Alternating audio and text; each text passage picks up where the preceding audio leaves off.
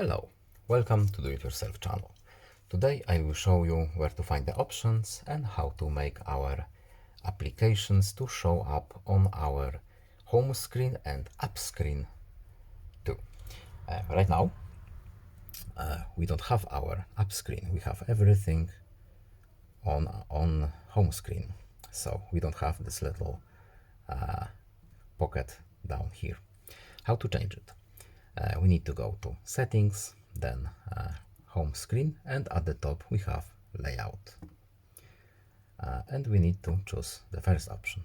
As you can see, we have a little example here. So home and app screens will now be both visible by default as it was.